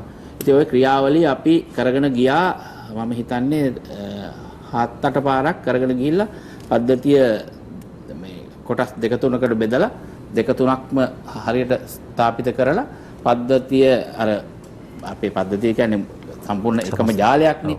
එතකොට ඒ කොටස් සම්බන්ධ කිරීමට යාමේදී ආයත් පද්ධතිය ක්‍රියාවේ තරුණා ඒවයි කඩාවැටුණා ඒක කීපතාවක් වුණා. ඊට පස්සේ මම හිතන්නේ අපිට අන්තිමට කරගන්න පුළුවන් උනේ 6 මාරට විතර. 6 මාරට විතර කරලා අපි පද්ධතිය සම්පූර්ණයෙන් නැත්නම් යථා තත්ත්වයටපත් වුණා. නමුත් අපිට අර අපේ තියෙන ලෝඩ්ස් කනෙක්ට් කරගන්න තරම් මේ ජෙනරේටර්ස් තිබුණේ නැති හින්දා අපි සමහර අයට මම හිතන්නේ විදුලිය ලැබෙනකොට සමහරට 7-8-9 වෙන්නේ නැති. මොකද එතකොට විදුලි ඉල්ලුම පහළ යනවා. අපේ එතකොට තියෙන ජෙනරේටර්ස් ඉතින් දී ගන්න පුළුවන්කම තිබුණා. ඔව් එතකොට දැන් එතන ගැටලුව වෙන්නේ සසඳ පෙරම මැතිතුමා දැන් මේ සභාපතිතුමා කිව්වා සාම්පූර් ගල්ලංගුරු බලාගාරය තිබුණා නම් මේ පව කට් එක නැහැ කියලා. දැන් ඇයි අපිට යුනිට් 2 නොරොච්චෝල යුනිට් 2යි 3යි නැවතන පොඩි පැහැදිලි කිරීමක් කරන්නම් මෙතුමාත් කිව්වා. දැන් ඔය මෙගාවට් 300 බලාගාරයේ මෙගාවට් 30ක් විතර යනවා මේකේ තියෙනවා පම්ප් ෆෑන් ඒවා ඔක්කොම දුවන්නේ විදුලියෙන්. එතකොට මුළු විදුලි පද්ධතියම අක්‍රිය වුණොත් මේ පම්ප් ෆෑන් දුවන්න බෑ. එතකොට තමයි මේ බොයිලර් එක ඕවර්හීට් වෙන්නේ. එතකොට මේ යුනිට් 1 එකට ඒක නැතුව කොහොමත්ම දුවන්න බෑ. යුනිට් 2 and 3 එකේ තියෙන පොඩි අයිලන්ඩ් මෝඩ් කියලා මේ ඒගොල්ලෝ තෙල් පුච්චලා මේ මෙගාවට් 30 ජෙනරේට් කරගෙන මේක ටික කාලයක් අල්ලන් ඉන්නවා. පැය 2ක් විතර තමයි පුළුවන්. එතකොට මේ විදුලි බල අක්‍රීය වීම පැය 2-3කට වඩා එහාට ගියොත් මේක වහන්න ඕනි අනිවාර්යයෙන්ම. මේ ගල්ලංගුරු බලාගාරය. එතකොට යුනිට් 4 වෙනි යුනිට් එක නොරොච්චෝල ගෙනාම ඕකත් ඕකමයි. මොකද ওই ජාතිය මෝඩල් එකක් තමයි තියෙන්නේ. එතකොට සම්පූර්ණ 250 තිබුණා නම් ඕකත් ඔහොමමයි. දැන් අපි දන්නවා වෙස්ට් කෝස්ට් ඔබතුමා ඉතින්ද සම්පූර්ණට විරුද්ධ උනේ. ඒක මම එන්නම්. ඒකට වත් එක මම කතා කරන්න. මොකද ඔබතුමා දන්නේ නැහැ ඔක අතීතයේ ඔබතුමා හිටියෙත් නැහැ. ඒක අපි කතා කරමු. නෑ අපි කියමු. අපි කතා කරමු. ඉවසන්න ප්‍රශ්නේ. අපි දැන් කියන්නේ දැන් මම අහන්නේ. එතකොට ඔය 250 තිබුණා නම් ඕකටත් ඕක වෙනවනේ. මොකද? දැන් පව කට් එක තිබුණා නම් ඔය 500 තිබුණා නම් සාම්පූර්. හරි? ඒකත් ඕක වෙනවනේ. දැන් අපි දන්නවා LNG අර මේ West Coast combined cycle power plant එකේ තියෙනවා මෙගාවට් 300ක්. ඊයේ දිව්වා. අද දුවනවා. කිසි අවුලක් නැහැ අපිට ආපහු ගොඩ අරගෙන දුවන්න පුළුවන්. ගල්ලංගුරු බලාගාරේ ගියා. දවස් 5ක් නැහැ. හරි. එතකොට අපි ඔතන ගැටලුවක් තියෙනවා ඔය ගල්ලංගුරු බලාගාරවල තියෙන ඉන්ෆ්ලෙක්සිබිලිටි එක. ඕක තමයි මම ඔබතුමාට කලින් කිව්වේ මේ ග්‍රිඩ් එකට අනුකූල නැහැ කියලා. අපේ තියෙන සිස්ටම් එකට. දැන් ඔය සාම්පූර් ගැන මම සාම්පූර් කතා කියන්නේ ඔබතුමා මුලින්ම කිව්වා මේ සාම්පූර් එක කැන්සල් කරේ කිසිම හේතුවක් නැතුව කියලා. අනිවාර්යයෙන්ම. හරි. අපි අහමු අපි කියමු මං ගාව දැන් තියෙනවා සාම්පූර් ඔබතුමාගේ කාලය අවසන් වෙලා තියෙන ප්‍රශ්නේ හම්බුනසම ඔබතුමාට විනාඩි කාලයක් දෙන්න. හරි. මම කාරණා දෙකක් කියන්නම්. මේකේ පරිසර ඇගීම වාර්තාව ආවට පස්සේ ඒකට තාක්ෂණික කමිටුවක් දානවා ආණ්ඩුවෙන්. CA එකෙන්. හරි මම ඒකේ කියන්නම් එක කාරණයක් විතරක් මේකේ පිළිබඳ තියෙන ප්‍රශ්නේ. මේකේ කියලා තියෙනවා මේ ප්‍රොජෙක්ට් එක කරොත් කොඩ්ඩියාර් බේ කියන්නේ ওই ත්‍රිකුණාමලේ මේ බයෝඩයිවර්සිටි කියන්නේ ජෛව විවිධත්වයේ ඉතාම වැදගත් ස්ථානයක්. මේ කොඩ්ඩියාර් බේකේ සම්පූර්ණ ඉකෝසිස්ටම් එක කොලැප්ස් වෙනවා. ඒ කියන්නේ මේ සම්පූර්ණ පරිසර පද්ධතිය විනාශ වෙනවා කියලා. මෙන්න මේක තියෙනවා ටෙක් රිපෝට් එකේ තියෙන. දැන් මේක අපි පරිසරවේදී කියපු එකක් නෙමෙයි. මේක පරිසර ඇගීම ආණ්ඩුවෙන්ම කරපු එකක්. ඔන්න පළවෙනි කාරණේ. මේ පරිසර ඇගීමේ පෙන්වන්න කොහෙද ඉකෝසිස්ටම් එක සම්පූර්ණ වෙනස් වෙන්නේ කොහෙද කියලා. මේ වාර්තාව මම පෙන්වන්නකො ඔබතුමාට. ඔබතුමාලා මේ කියන්නේ දැන් පොඩ්ඩක් ඉන්න දැන් මේ මම කියන දෙයක් නෙමෙයිනේ. කලගොයා කබරෝයා කරනවා වගේ වැඩ කරන්නේ මහත්මයා මේ අපි ඩීසල් නැති කරනවා. දැන් ඔබතුමා දැන් මේක ජාතික පරිසර මොකද්ද මේ CA එක. මධ්‍යම පරිසර අධිකාරිය දානවා ටෙක්නිකල් ගෲප් එකක් ටෙක් එකක්. ඔබතුමා දන්නවනේ ටෙක් එකක් කියන්නේ මොකද්ද කියලා? මේ පරිසරවේදී කියන දේවල් නෙමෙයි. මේ ටෙක් එක. මේ ටෙක් එකේ රිපෝට් එක. හරි. ඔබතුමා කියන්නේ මේකේ කොහොමද හැදුවේ? එයා ඩිස්ට්‍රිබියුෂන් ස්ටඩි එක. මේ පොලියුෂන් ඩිස්ට්‍රිබියුෂන් ස්ටඩි එක හැදුවේ. ඩිස්පර්ෂන් ස්ටඩි එක. හරි ITI එකෙන් කරා. ලංකාවේ ඔක්කොම හුලන් ටික ඇවරේජ් කරලා කිව්වා මේකේ තියෙන දුම් ඔක්කොම එළියට යනවා. ඒ කියන්නේ ඊසාන දිග මෝසන් සුළං වලත් ඇතුළට එන්නේ එළියට යනවා. මෙන්න මේ විදිහට EIA එක කරේ. ඒක පළවෙනි ඒ කාරණා දෙක. තුන්වෙනි එක. කීයද මේකේ කොස්ට් එක? හරි මං ගාව දැන් තියෙනවා power purchase agreement එක මෙතන ඔබතුමාට පෙන්නන්න රුපියල් 20යි. එතකොට අපි average price එක ඔබතුමා අහන්න. අපේ average selling price එක 16යි. රුපියල් 20ට අරගෙන කොහොමද කරන්නේ? හරි දැන් මෙතුමා කියන unit 4 එකත් ওই ගානට එන්නේ. ඒක කොහොමද වෙන්නේ? යුනිට් 4 එක 20ක් වෙන්නේ කොහොමද? ඔබතුමා කියන්නේ ගාන කියන්නේ. ඔබ දන්නවද කෝල් වලට කෝල් කොස්ට් එක කොච්චරද වෙන්නේ කියලා? ඔව් ඉතින් මේ ඔය CB ජෙනරේෂන් ප්ලෑන් එකේ තියෙනවා. ඒක කීයද කෝල් කොස්ට් එක? $91 ටොන් එකක්. නෑ මං කියන්නේ කෝල් ෆුවල් කොස්ට් එක යුනිට් එකක් ජෙනරේට් කරන කෝල් වලට කොච්චරක් යනවද? රුපියල් 9ක් විතර යනවා. 9ක් යන්නේ 7යි. ඒ අද මේ දැන් තෙල් ගාන කීයද කියලා අහන්නකො. මේ ගාන ගෑස් කියලා ගහන්නකො. ඔබේ කාලේ යති හොඳයි. නෑ නෑ වංගෝක බොහොම ප්‍රශ්නයක් කියනවා. ඔබතුමා කාලය